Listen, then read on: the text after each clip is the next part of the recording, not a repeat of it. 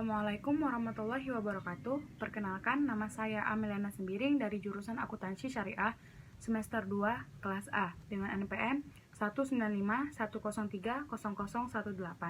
Jadi di sini saya akan menjelaskan mengenai sejarah peradaban Islam di Indonesia pada sebelum kemerdekaan dan setelah kemerdekaan. Jadi di Indonesia ini sejarah peradaban Islamnya dibagi menjadi dua fase. Yang pertama sebelum kemerdekaan, yang kedua setelah kemerdekaan. Jadi, yang pertama saya akan membahas sejarah peradaban Islam di Indonesia sebelum kemerdekaan. Islam pertama kali masuk Indonesia pada abad pertama Hijriah atau abad ke-7 sampai abad ke-8 Masehi. Hal ini dikarenakan ditemukannya batu nisan seorang wanita muslimah yang bernama Fatimah binti Maimun di dekat kota Surabaya pada tahun 475 Hijriah atau 1082 Masehi. Sedangkan menurut laporan seorang musafir Maroko, ia mengatakan bahwa Ibnu Battutah lah yang mengunjungi Samudra Pasai untuk melaksanakan pergi ke negeri Cina pada tahun 1345 Masehi.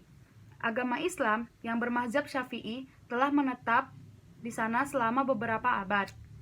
Nah, oleh karena itu, berdasarkan bukti ini, maka abad ke-13 dinyatakan sebagai Islam pertama kali masuk ke Indonesia. Daerah-daerah yang pertama-tama dikunjungi ialah yang pertama, pesisir utara Pulau Sumatera atau lebih tepatnya di bagian Perlak Aceh Timur, sehingga meluas hingga memunculkan kerajaan Samudra Pasai. Yang kedua, di bagian pesisir utara Pulau Jawa, hingga meluas ke daerah Maluku yang selama beberapa abad menjadi pusat kerajaan Hindu, yaitu Kerajaan Majapahit. Pada permulaan abad ke-17 dengan masuknya Islam, penguasa kerajaan Mataram, yaitu Sultan Agung, maka kemenangan agama Islam hampir meliputi seluruh bagian wilayah Indonesia. Sejak pertengahan abad ke-19, orang agama Islam di Indonesia secara bertahap mulai meninggalkan kegiatan yang berbau kepada mistik. Nah, setelah banyak orang Indonesia yang mengadakan hubungan ke negeri Mekah seperti melakukan ibadah atau haji, dan sebagian ada yang menetap di sana selama beberapa tahun lamanya. Ada 3 tahapan atau masa yang dilalui atau pergerakan sebelum kemerdekaan. Yang pertama, pada masa Kesultanan. Jadi, daerah yang sedikit sekali disentuh oleh kebudayaan Hindu-Buddha adalah daerah Aceh, daerah Minangkabau, dan daerah Banten. Nah, agama Islam secara mendalam mempengaruhi kehidupan agama, sosial, dan politik penganut-penganutnya. Sehingga di daerah-daerah tersebut, agama Islam itu masih menunjukkan agama Islam yang masih murni. Nah, di kerajaan tersebut, agama Islam tertanam kuat sampai kemerdekaan Indonesia. Salah satu buktinya ialah adanya peninggalan nama-nama yang berbau dengan keislaman dan peninggalan-peninggalan sejarah yang ada keislamannya. Sedangkan di kerajaan Banjar sendiri, dengan masuk rajanya ini masuk Islam, maka perkembangan Islam selanjutnya di kerajaan Banjar itu tidak begitu sulit. Raja menunjukkan fasilitas dan kemudahan lainnya yang hasilnya membawa kehidupan masyarakat Banjar yang benar-benar bersendikan kepada Islam. Secara konkret, kehidupan keagamaan di kerajaan ini diwujudkan dengan adanya mufti dan qadhi atas jasa Muhammad Arsyad Al-Banjari yang ahli dalam bidang fikih dan bidang tasawuf. Nah, sedangkan Islam di Pulau Jawa pada masa pertumbuhannya diwarnai dengan kebudayaan Jawa tersendiri. Ia banyak memberikan kebebasan pada sistem kepercayaan yang menganut agama Hindu maupun Buddha. Hal ini memberikan kemudahan dalam islamisasi atau paling tidak mengurangi kesulitan-kesulitan. Nah, peran Wali Songo sangatlah membantu dalam penyebaran agama Islam sendiri di Pulau Jawa ini.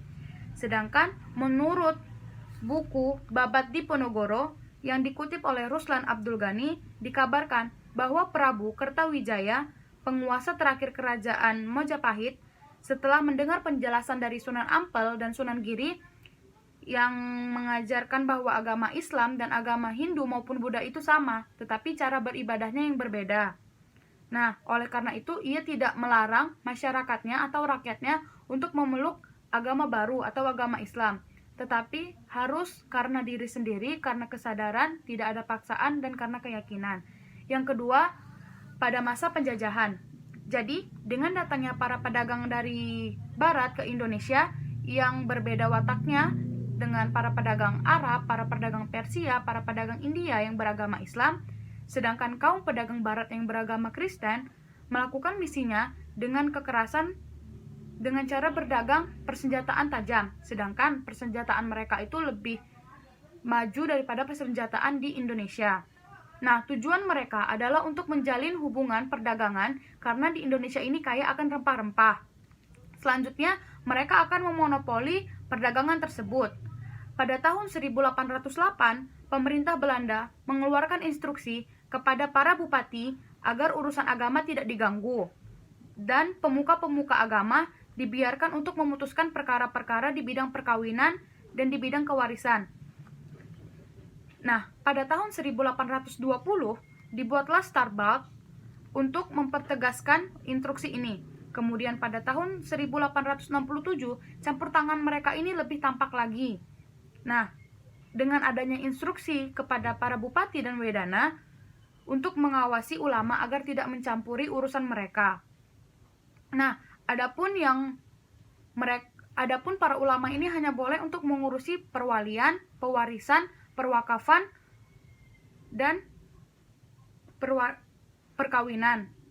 Selanjutnya, apalagi setelah mendatangnya Snok Horguronya yang ditugasi menjadi penasehat umum pribumi dan Arab, pemerintah Belanda lebih berani membuat ketegasan atau kebijaksanaan mengenai masalah Islam di Indonesia karena Snok Horguronya ini mempunyai pengalaman dan ia mengemukakan gagasannya yang dikenal dengan politik Islam. Nah, dengan politik itu, ia membagi masalah Islam dalam 3 kategori. Yang pertama, bidang agama murni atau kita sebut dengan ibadah. Yang kedua, bidang sosial kemasyarakatan. Yang terakhir ada bidang politik. Selanjutnya, yang ketiga, ada pada masa kemerdekaan. Terdapat asumsi yang senantiasa melekat dalam setiap penelitian sejarah bahwa masa kini dibentuk sebagian pada masa lalu, sedangkan masa depan dibentuk pada sebagian masa kini atau hari ini. Demikian pula halnya dengan kenyataan umat Islam di Indonesia pada masa kini, tentu sangat dipengaruhi oleh masa lalunya. Islam di Indonesia telah diakui sebagai kekuatan kultural, tetapi Islam dicegah untuk merumuskan bangsa Indonesia menurut versi Islam. Sebagian kekuatan moral dan budaya, Islam diakui keberadaannya, tetapi tidak pada kekuatan politik secara real atau nyata di negeri ini.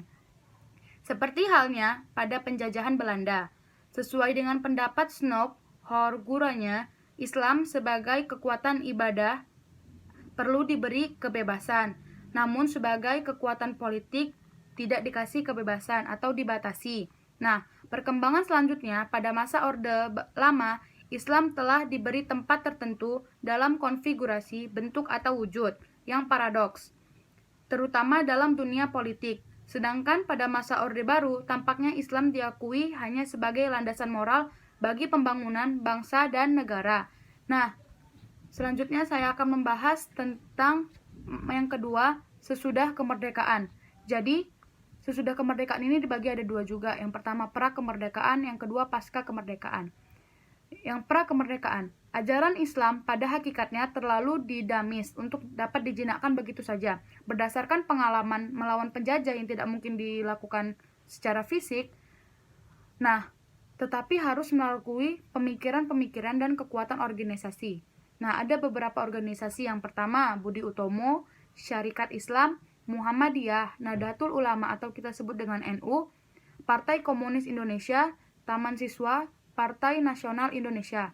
Nah, menurut Deliar Nur, selain organisasi-organisasi tersebut, ada beberapa organisasi lainnya, yaitu Jamiat Khair, Persyarikatan Ulama, Persatuan Islam, dan Partai Arab di Indonesia.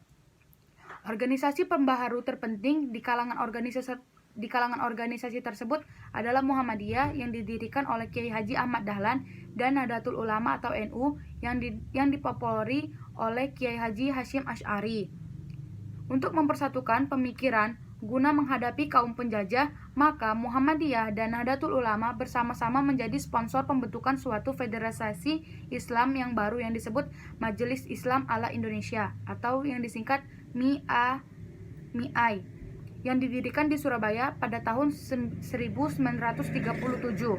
Pada masa pemerintahan Jepang, ada 3 peratanata sosial yang dibentuk oleh pemerintah Jepang yang menguntungkan kaum muslimin di Indonesia. Yang pertama ada Sumbu, yaitu kantor urusan agama. Yang kedua ada Masyumi atau Majelis Syuro Muslimin Indonesia. Masyumi ini dia menggantikan Majelis Islam ala Indonesia. Yang terakhir ada Hizbullah, Partai Allah. Nah, organisasi ini yang menjadi cikal bakal terbentuknya Tentara Nasional Indonesia atau TNI. Nah, yang kedua, pasca kemerdekaan. Organisasi-organisasi yang muncul sebelum kemerdekaan masih tetap berkembang di masa kemerdekaan, seperti Muhammadiyah, Nahdlatul Ulama, Masyumi, dan lain-lainnya.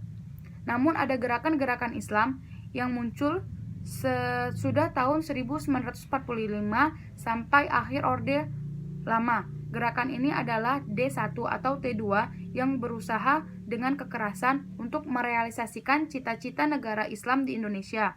Nah, gerakan kekerasan yang bernada Islam ini terjadi di berbagai daerah di Indonesia. Yang pertama, di Jawa Barat pada tahun 1949 sampai 1962. Yang kedua, di daerah Jawa Tengah, yaitu pada tahun 1965.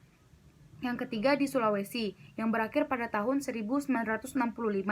Yang terakhir ada di Kalimantan, yang berakhir pada tahun 1963. Mungkin itu saja penjelasan saya mengenai sejarah peradaban Islam di Indonesia. Mohon maaf apabila ada penyampaian kata yang salah. Wassalamualaikum warahmatullahi wabarakatuh.